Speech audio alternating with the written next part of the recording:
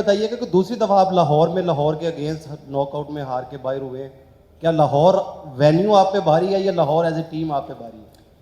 देखिए अभी तो दोनों ही लग रहे हैं। तो देखिए ऑब्वियसली आप लाहौर लाइक देखे हैं तो मुझे लगता है 5 मैच खेले हैं, पांचों हारे हैं। ऑब्वियसली थोड़ा लाहौर ही भारी लग रहा है अभी तो। कोशिश करेंगे कि नेक्स्ट ईयर जब कोई हम टीम बनाएं तो उसमें ऐसी प्लानिंग हो कि लाहौर के मैचेस के लिए भी कुछ ऐसे प्लेयर रखें।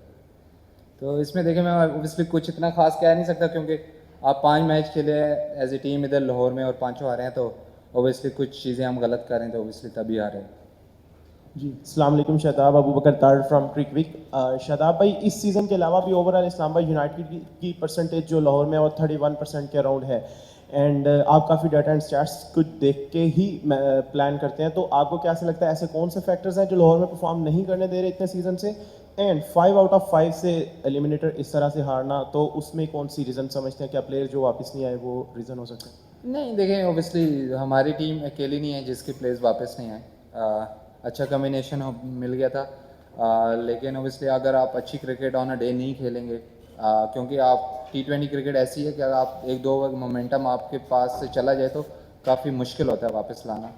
तो देखिए आप बहुत सारी ऐसी चीज़ें हैं जो मैं पिन पॉइंट कर सकता हूँ, लेकिन बहुत ज़्यादा पॉजिटिव हैं। जिस तरह की हमने through out the tournament cricket खेली है, स्पेशली पहले 5 मैचेस, उसके बाद सेटबैक्स भी हुए, लेकिन स्टिल उसके बाद जिस तरह हमने कराची के अगेंस्ट कमबैक किया, तो ऑब्वियसली बहुत ज़्यादा पॉजिटिव है। जब आप क्रिकेट खेलते हैं तो उसमें पॉजिटिव नेगेटिव होते हैं। अनफॉर्चुनेटली जो हमारे ये लास्ट 2 मैचेस थे उसमें हम उस तरह परफॉर्मेंस नहीं कर पाए, उस तरह प्लान एग्जीक्यूट नहीं कर पाए जो हम एज ए टीम हम चाहते थे कि वो चीज़ें होनी चाहिए। देखें एज ए ह्यूमन आप गलतियाँ करते हैं, गलतियों से ही सीखना चाहिए, और होपफुली जब हम नेक्स्ट टाइम आएँ तो जो हम मिस्टेक कर रहे हैं ऑब्वियसली वो 100% आप कवर नहीं कर सकते, लेकिन उसमें बहुत सारी चीज़ें इम्प्रूव होने वाली हैं जो कि इम्प्रूव होनी चाहिए। जी उस्मान। शादाब, ये बताइएगा कि तो 9 खिलाड़ी आपके ऐसे थे कि जो कि डबल फिगर में भी दाखिल नहीं हो सके। सिर्फ आप और सलमान अली आगा ने अच्छी बैटिंग की और थोड़ी बहुत मुज़ाहमत करने की कोशिश की है।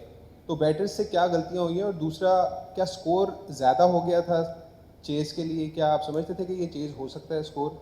देखिए मुझे लगता है कि प्रेशर मैचेस में जिस तरह का पिच था, स्टिल 170-80 का पिच था, नो डाउट वो जिस तरह के स्पेशली नईम ने जिस तरह के पावर प्ले में हालांकि स्विंग हो रहा था, उतना अच्छा बॉल आ नहीं रहा था, लेकिन उसने अटैक किया और वो सक्सीड हुआ। और उसके बाद मुझे लगता है कि जो हमने कुशाल परेरा जिस तरह खेला है, मुझे लगता है कि उसके खिलाफ हमारे प्लान उस तरह एग्जीक्यूट नहीं हुए, जिसकी वजह से वो 200 रन हुए। तो प्रेशर मैचेस में 200 रन करना, और जब आप 200 रन चेज़ कर रहे होते हैं तो उसमें या आप 100 पे आउट होते हो या आप चेज़ करते हो, तो वो वाले स्टेज तो आते ही रहते हैं। जी दानियाल। शादाब, नसीम शाह पिछले 3 मैचेस में तीनों दफ़ा 50 से ज़्यादा रन्स कंसीड किया। आप यू आर हिज कैप्टन, तो आपने देखा एक 20 में मैच था, 2 लाहौर में। तो कोई पर्टिकुलर इशू है जिसकी वजह से आपको लगता है कि वो इस वक्त वो थोड़े से एक्सपेंसिव हैं, या आपकी क्या रीडिंग है उनकी फॉर्म पे, क्योंकि आगे पाकिस्तान के लिए भी ही इज़ प्लेइंग?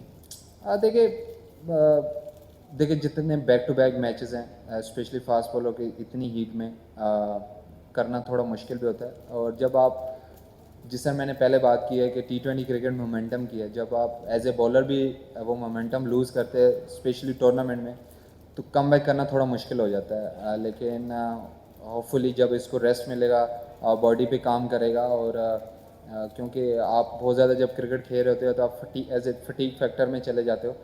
तो जब तक आपकी fast bowler as a fast bowler आपकी बॉडी फ्रेश नहीं है, तो उस तरह कमर लगना और थोड़ी टेक्निकल चीज़ें भी आपके सामने आ जाती हैं। लेकिन ओबियसली उसकी क्वालिटी पे कोई शक नहीं है। उसने बहुत सारे ऐसे मैचेस में हमें बॉलिंग करके दी है जो कि बहुत अच्छी है। अनफॉर्चुनेटली लास्ट 3 मैचेस में उस तरह नहीं हुई, लेकिन स्टिल मुझे लगता है कि वो बेस्ट बॉलर्स में से एक है। जी फिर थोड़ी सी ट्रीटमेंट आज हुई थी, इंजरी का कोई इशू तो नहीं है? नहीं ऐसा कुछ खास इंजरी का इशू नहीं है। अच्छा शताब, अब 2 टीमें फाइनल के लिए तो फाइनलाइज हो गई हैं। मेरी आपसे एक तो एक्सपर्ट ओपिनियन कि दोनों में से मजबूत टीम कौन सी है, और प्लीज़ आपको जीतते हुए कौन सी टीम आपकी ख्याल से जीते, और डिप्लोमेटिक जवाब ना दीजिएगा बस अभी। नहीं मैं डिप्लोमेटिक नहीं दूंगा।